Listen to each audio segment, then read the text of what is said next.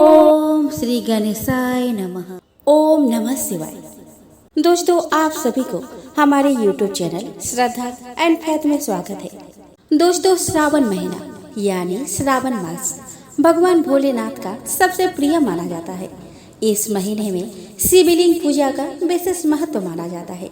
इसके अलावा इस दौरान पड़ने वाले श्रावण सोमवार व्रत का भी अपना खास महत्व है। मान्यताओं के अनुसार जो व्यक्ति श्रावण में आने वाले सभी सोमवार का विधि विधान से व्रत करता है, उसे 16 सोमवार व्रत का फल एक साथ प्राप्त हो जाता है। इस बार श्रावण सोमवार में एक अद्भुत संयोग बन रहा है। दोस्तों, इस बार श्रावण महीने में कुल 5 सोमवार व्रत पड़ेंगे। पहला 22 जुलाई को, दूसरा 29 जुलाई को, तीसरा 5 अगस्त को, चौथा 12 अगस्त को और पांचवा 19 अगस्त को पड़ेगा। दोस्तों, श्रावण का महीना जिसे उत्तर भारतीय राज्यों में सावन महीने के रूप में भी जाना जाता है, हिंदू धर्म में सबसे पवित्र महीनों में से एक माना जाता है। अपने धार्मिक महत्व और रीति रिवाजों के लिए जाना जाने वाला यह महीना भगवान शिव को समर्पित है और भगवान शिव का आशीर्वाद पाने के लिए इसे शुभ माना जाता है। पूरे महीने विशेष पूजा अनुष्ठान और समारोह किए जाते हैं। हिंदू धर्म में श्रावण का महीना बहुत महत्वपूर्ण होता है। इसे साल का सबसे पवित्र महीना माना जाता है और यह भगवान शिव को समर्पित होता है। इसके अलावा यह महीना मानसून के मौसम से जुड़ा हुआ है, जिसे कृषि कार्यों के लिए अनुकूल माना जाता है। भक्तों का मानना है कि इस महीने में भगवान शिव की पूजा करने से लाभ, समृद्धि और मनोकामनाएं पूरी होती है। भगवान शिव का स्वर्गीय आशीर्वाद और आध्यात्मिक उन्नति पाने के लिए लोग कई तरह की प्रार्थनाएं और व्रत रखते हैं। शिव पुराण के अनुसार जो कोई व्यक्ति श्रावण सोमवार व्रत रखता है, भगवान शिव उसके समस्त मनोकामनाएं पूरी कर देते हैं। श्रावण सोमवार के दिन ज्योतिर्लिंग के दर्शन करना बेहद शुभ माना जाता है। इसके अलावा इस दिन भगवान शिव को बेलपत्र भी जरूर चढ़ाने चाहिए। श्रावण सोमवार व्रत वाले दिन प्रातः सूर्य उदय से पहले जाग जाए और शौच आदि से निवृत्त होकर पानी में गंगा जल मिलाकर स्नान करें। इसके बाद पूजा स्थल की अच्छी तरह से साफ सफाई कर एक वेदी स्थापित करें। फिर शिव मंदिर में जाकर या घर पर ही शिवलिंग को दूध चढ़ाए। इसके बाद व्रत का संकल्प ले। श्रावण सोमवार व्रत में सुबह शाम 2 बार भगवान शिव की आराधना करें। पूजा स्थल पर तिल का दीपक जलाए। अगर तिल का तेल ना हो तो शुद्ध घी का भी दीपक जला सकते हैं। इसके बाद भगवान शिव को पुष्प अर्पित करें और उन्हें सुपारी, पंचामृत, धतूरा, भांग और बेलपत्र चढ़ाए। शाम में श्रावण व्रत कथा का पाठ अवश्य करें। इसके बाद शिव जी की आरती कर प्रसाद सभी में बांट दें। शाम की पूजा के बाद आप व्रत खोल सकते हैं। दोस्तों, भगवान भोलेनाथ को प्रसन्न करने के लिए आप सोमवार का व्रत श्रावण मास के किसी भी सोमवार से शुरू कर सकते हैं। लेकिन अगर आप किसी कारणवश श्रावण मास में यह व्रत शुरू नहीं कर पाते तो आप चैत्र, वैशाख, कार्तिक या मार्गशीर्ष के महीने में भी सोमवार के व्रत की शुरुआत कर सकते हैं। वही श्रावण सोमवार का व्रत हमेशा इन महीनों के शुक्ल पक्ष के पहले सोमवार से शुरू करना काफी शुभ माना जाता है। इस बात का खास ध्यान रखें कि भोलेनाथ को प्रसन्न करने के लिए आपको 16 सोमवार का व्रत करना चाहिए। सोमवार के व्रत का उद्यापन करने से ही आपको इसका पूरा फल मिलेगा। ऐसे में आप किसी भी महीने के सोमवार के दिन इस व्रत का उद्यापन कर सकते हैं।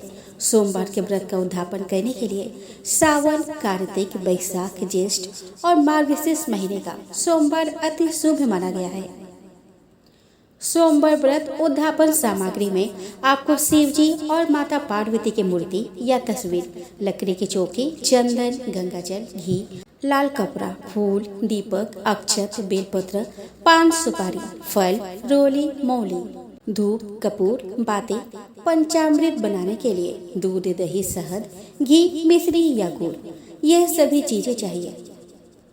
सोमवार व्रत का उद्यापन करने के लिए सोमवार के दिन ब्रह्म मुहूर्त में उठकर स्नान करें।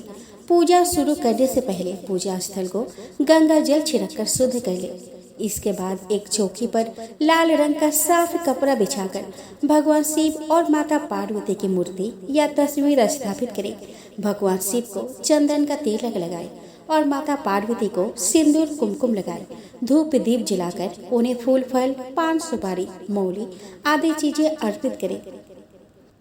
इसके साथ ही भोलेनाथ को बेलपत्र, धतूरा, भांग आदि भी अर्पित करें। अब शिव जी और माता पार्वती को पंचामृत का भोग लगाए। इसके बाद शिव जी की आरती कर मनचाहा फल पाने की कामना करें। पूजा के बाद किसी ब्राह्मण या जरूरतमंद को भोजन, दक्षिणा या वस्त्र दान कर उद्यापन को पूरा करें। दोस्तों, श्रावण मास में सोमवार का व्रत और शिवलिंग पर जल, दूध और बेलपत्र अर्पित करना चाहिए। इस दौरान भगवान शिव की आराधना और महामृत्युंजय मंत्र का जाप करना अत्यंत फलकारी होता है। इस माह में दान पुण्य करने का भी विशेष महत्व है। गरीबों और जरूरतमंदों को अन्न, वस्त्र और धन का दान करना चाहिए। इससे आत्मिक सुख और पुण्य की प्राप्ति होती है। श्रावण मास में सत्संग और भजन कीर्तन का आयोजन करना चाहिए। इससे मानसिक शांति और आध्यात्मिक उन्नति होती है। इस मास में असत्य बोलने, झूठे आरोप लगाने और हिंसा करने से बचना चाहिए। यह समय शांति, सच्चाई और प्रेम का पालन करने का है। श्रावण मास में तामसिक और मांसाहारी भोजन का सेवन वर्जित है। इस दौरान सात्विक भोजन करना चाहिए और शराब, धूम्रपान आदि से भी दूर रहना चाहिए। इस मास में किसी भी प्रकार के अपराध, अनैतिक कार्य और छल कपट से बचना चाहिए। इससे भगवान शिव का आशीर्वाद प्राप्त होता है और जीवन में सुख समृद्धि आती है। दोस्तों, देवों के देव महादेव बहुत ही भोले माने जाते हैं, इसीलिए उनका एक नाम भोलेनाथ भी है। पौराणिक मान्यता के अनुसार भगवान शंकर को प्रसन्न करने के लिए किसी भी तरह के खास विशेष पूजन की आवश्यकता नहीं होती, क्योंकि कहा जाता है कि वह तो भोले है और भक्त की मन से की गई क्षणिक मात्र की भक्ति से ही वह प्रसन्न हो जाते हैं। अगर आप भी शिव की भक्ति और कृपा पाने के लिए सोमवार का व्रत करते हैं तो इस कथा से भोलेनाथ को प्रसन्न कर सकते हैं। दोस्तों, वह कथा इस प्रकार है। दोस्तों, एक बार किसी एक नगर में एक साहूकार रहता था। उसके घर में धन की कोई कमी नहीं थी, लेकिन कोई संतान न होने के कारण वह बहुत दुखी था। संतान प्राप्ति के लिए वह हर सोमवार को व्रत रखता था और पूरी श्रद्धा के साथ शिव मंदिर जाकर भगवान शिव और माता पार्वती की पूजा करता था। उसकी भक्ति देखकर एक दिन माँ पार्वती प्रसन्न होकर भगवान शिव से साहूकार की मनोकामना पूर्ण करने का निवेदन किया। पार्वती जी के आग्रह पर भगवान शिव ने कहा कि हे पार्वती, इस संसार में हर प्राणी को उसके कर्मों का फल मिलता है और जिसके भाग्य में जो हो उसे भोगना ही पड़ता है। लेकिन पार्वती जी ने साहूकार की भक्ति देखकर उसकी मनोकामना पूर्ण करने की इच्छा व्यक्त की।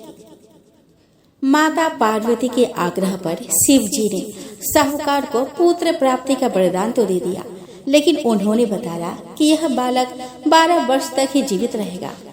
माता पार्वती और भगवान शिव के बातचीत को साहूकार सुन रहा था, इसलिए उसे न तो इस बात की खुशी थी और न ही दुख। वह पहले की भांति शिव जी की पूजा करता रहा। कुछ समय बाद साहूकार की पत्नी ने एक पुत्र को जन्म दिया। जब वह बालक 11 वर्ष का हुआ तो उसे पढ़ने के लिए काशी भेज दिया गया। साहूकार ने पुत्र के मामा को बुलाकर उसे बहुत सारा धन देते हुए कहा कि तुम इस बालक को काशी विद्या प्राप्ति के लिए ले जाओ। तुम लोग रास्ते में यज्ञ कराते जाना और ब्राह्मणों को भोजन दक्षिणा देते हुए जाना। दोनों मामा भांजे इसी तरह यज्ञ कराते और ब्राह्मणों को दान दक्षिणा देते काशी नगरी निकल पड़े। इस दौरान रात में एक नगर पड़ा जहाँ नगर के राजा की कन्या का विवाह था, लेकिन जिस राजकुमार से उसका विवाह होने वाला था वह एक आंख से काना था। राजकुमार के पिता ने अपने पुत्र के काना होने की बात को छुपाने के लिए उसने सोचा कि क्यों न मैं साहूकार के पुत्र को दूल्हा बनाकर राजकुमारी से विवाह करा दूं। विवाह के बाद इसको धन देकर विदा कर दूंगा और राजकुमारी को अपने नगर ले आऊंगा। लड़के को दूल्हे के वस्त्र पहनाकर राजकुमारी से विवाह करा दिया गया। साहूकार का पुत्र ईमानदार था। उसे यह बात सही नहीं लगी, इसलिए उसने अवसर पाकर राजकुमारी के दुपट्टे पर लिखा कि तुम्हारा विवाह तो मेरे साथ हुआ है, लेकिन जिस राजकुमार के संग तुम्हें भेजा जाएगा वो एक आंख से काना है। मैं तो काशी पढ़ने जा रहा हूँ। जब राजकुमारी ने चुन्नी पल्ली की बातें पढ़ी तो उसने अपने माता पिता को यह बात बताई। राजा ने अपनी पुत्री को विदा नहीं किया, फिर बारात वापस चली गई। दूसरी ओर साहूकार का लड़का और उसका मामा काशी पहुँचे और वहां जाकर उन्होंने यज्ञ किया। जिस दिन लड़का 12 साल का हुआ उस दिन भी यज्ञ का आयोजन था। लड़के ने अपने मामा से कहा कि मेरी तबीयत कुछ ठीक नहीं है। मामा ने कहा कि तुम अंदर जाकर आराम कर लो। शिव जी के वरदान अनुसार कुछ ही देर में उस बालक के प्राण निकल गए। मृत भांजे को देखकर उसके मामा ने विलाप करना शुरू किया। संजोग बस उसी समय शिव जी और माता पार्वती उधर से जा रहे थे। पार्वती माता ने भोलेनाथ से कहा कि स्वामी, मुझे इसके रोने के स्वर सहन नहीं हो रहा। आप इस व्यक्ति के कष्ट को अवश्य दूर करें। जब शिव जी मृत बालक के समीप गए तो वह बोले कि यह उसी साहूकार का पुत्र है जिससे मैंने 12 बरस की आयु का वरदान दिया था। अब इसकी आयु पूरी हो चुकी है। लेकिन मातृ भाव से विभोर माता पार्वती ने कहा कि हे महादेव, आप इस बालक को और आयु देने की कृपा करें, अन्यथा इसके वियोग में इसके माता पिता भी तड़प तड़प कर मर जाएंगे। माता पार्वती के पुनः आग्रह पर भगवान शिव ने उस लड़के को जीवित होने का वरदान दे दिया। शिव जी की कृपा से वह लड़का जीवित हो गया। शिक्षा पूरी करके लड़का मामा के साथ अपने नगर की ओर वापस चल दिया। दोनों चलते हुए उसी नगर में पहुंचे जहां उसका विवाह हुआ था। उस नगर में भी उन्होंने यज्ञ का आयोजन किया। उस लड़के के ससुर ने उसे पहचान लिया और महल में ले जाकर उसकी खातिरदारी की और अपने पुत्री को विदा किया। इधर साहूकार और उसकी पत्नी भूखे प्यासे रहकर बेटे की प्रतीक्षा कर रहे थे। उन्होंने प्रण कर रखा था कि यदि उन्हें अपने बेटे की मृत्यु का समाचार मिला तो वह भी प्राण त्याग देंगे, परंतु अपने बेटे के जीवित होने का समाचार पाकर वह बेहद प्रसन्न हुए। उसी रात भगवान शिव ने साहूकार के स्वप्न में आकर कहा कि हे सृष्टि, मैंने तेरे सोमवार के व्रत करने और व्रत कथा सुनने से प्रसन्न होकर तेरे पुत्र को लंबी आयु प्रदान की है। इसी प्रकार जो कोई सोमवार व्रत करता है और कथा सुनता और पढ़ता है उसके सभी दुख दूर होते हैं और सभी मनोकामनाएं पूर्ण होती है। आइए दोस्तों, अब हम श्रवण करें शिव चालीसा। श्री गणेश गिरिजा सुवन मंगल बोले सुजान, कहते अयोध्या दास तुम देहु अभय वरदान। जय गिरिजापति दीन दयाला, सदा करत संतन प्रतिपाला। पाल चंद्रमा सोहत नीके, कानन कुंडल नागफनी के। अंगे गौर सिर गंग बहाय, मुंडे माल तन छारे लगाए। वस्त्र खाल बाघंबर सोहे, छवि को देख नाग मुनि मोहे।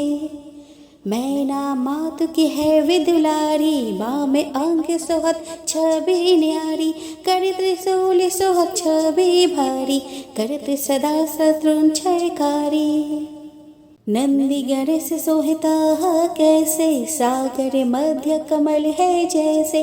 कार्तिक श्यामे और गर राव, या छवि को कही जात न काऊ। देवन जब ही जाए पुकारा, तब ही दुखे प्रभु आप निवारा। किया तब तारक भारी, देवन सब मिली तुम ही जुआरी।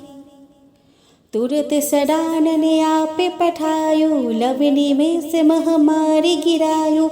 आप जलंधर असुर संहारा, सुयस तुम्हारा विदित संसारा।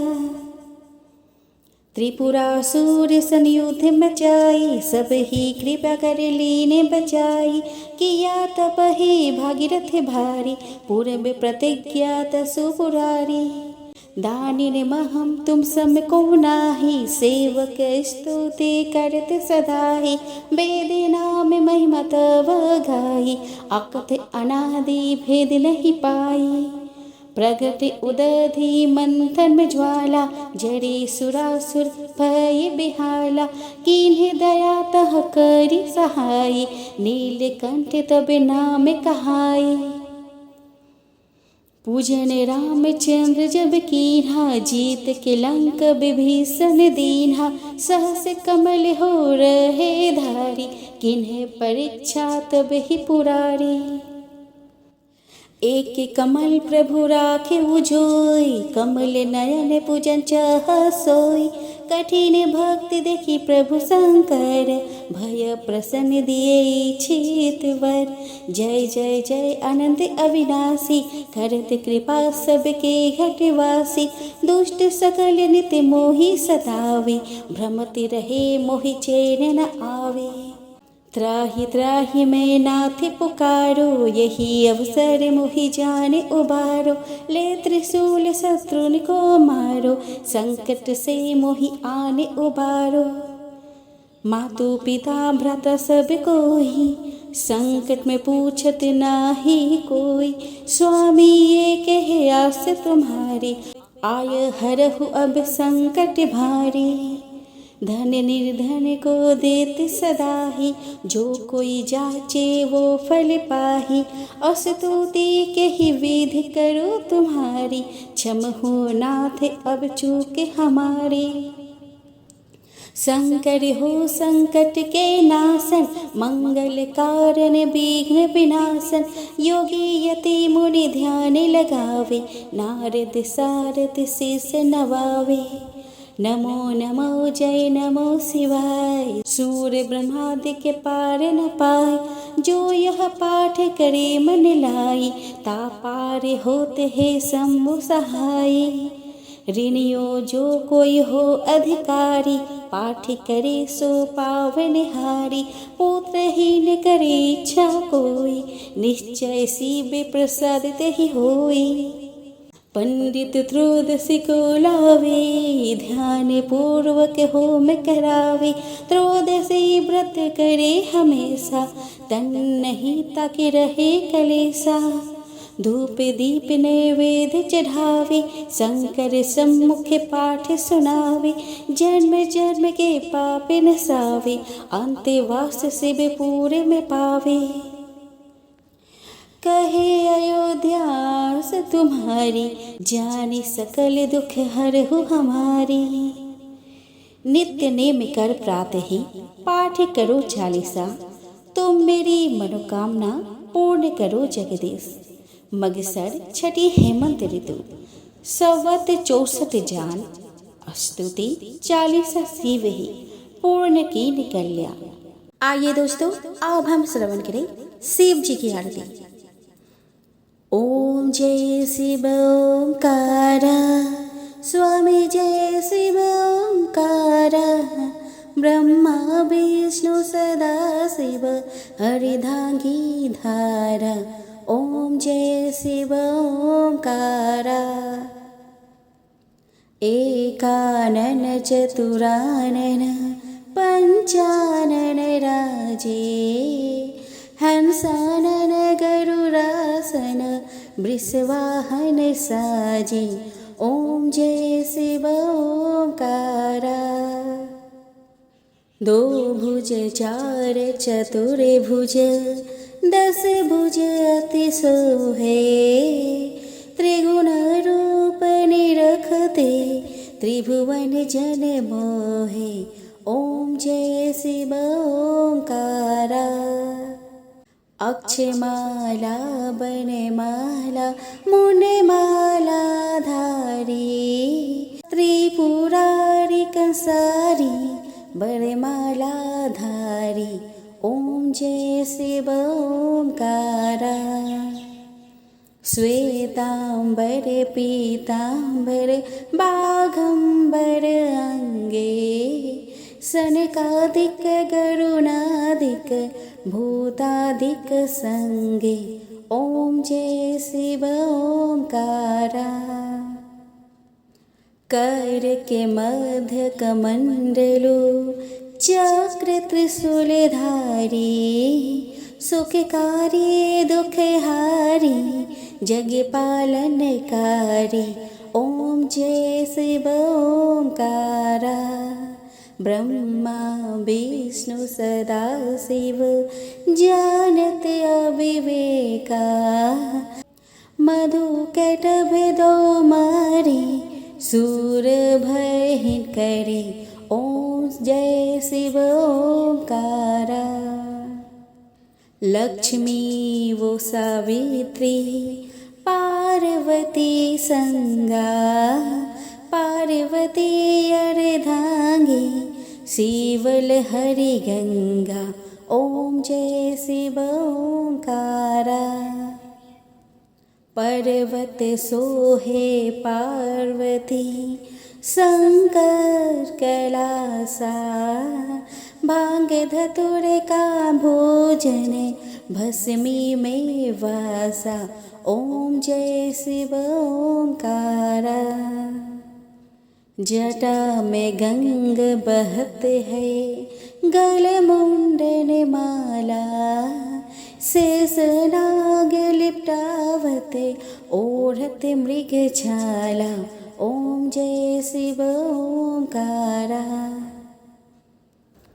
काशी में विराजे विश्वनाथ नंदी ब्रह्मचारी नीत उठा दर्शन पावत महिमाति भारी ओम जय शिव ओंकारा त्रिगुण स्वामी जी की आरती जो कोई नर गावे कहत शिवानंद स्वामी मन वांछित फल पावे ओम जय शिव ओंकारा।